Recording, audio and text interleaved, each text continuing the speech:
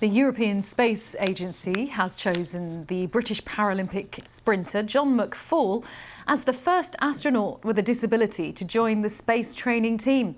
He'll work with designers and engineers to see if it's possible for him to go into space. Our science editor Rebecca Morell reports.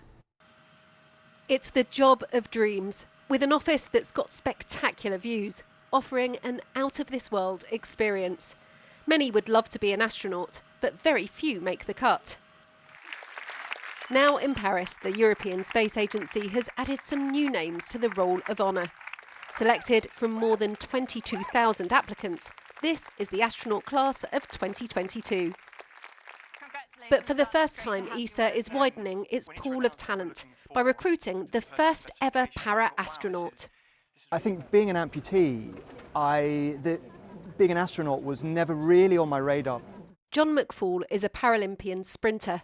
His right leg was amputated above the knee after a motorbike accident. He's been selected using exactly the same criteria as all European astronauts. The only difference is he has a disability. I thought I would have the skills, a mix of skills and scientific background, that I could really help them answer this very aspirational question of can we get someone with a physical disability into space, to work in space safely.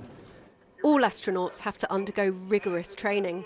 Part of John's job will be to test how the kits like spacesuits and spacecraft need to be adapted. His selection doesn't mean he'll definitely get to go into space, but ESA want to pave the way to make it happen. The people who've lived with a disability have overcome challenges through their life. The challenge of going into space, they bring something extra compared to the rest of the crew, and that's what we really want to bring through this project. The last time a British astronaut got one of the jobs was more than a decade ago. That was Tim Peake, who got his trip to the International Space Station in 2016. Now 2 more Brits may get the chance of a mission.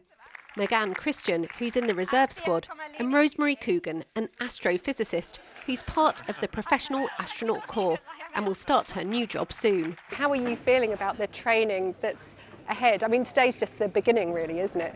Yeah, absolutely. Today is just the beginning. It's the end of a very long selection process, but in no way an end. It's the beginning of a whole new chapter. I think the training is going to be incredibly exciting. I can't wait to spend more time with my colleagues, and we'll all be in it together. There will soon be many opportunities for these new astronauts, including trips to the moon with the Artemis mission. The hope is this marks the moment we open up space to everyone. Rebecca Morell, BBC News, Paris.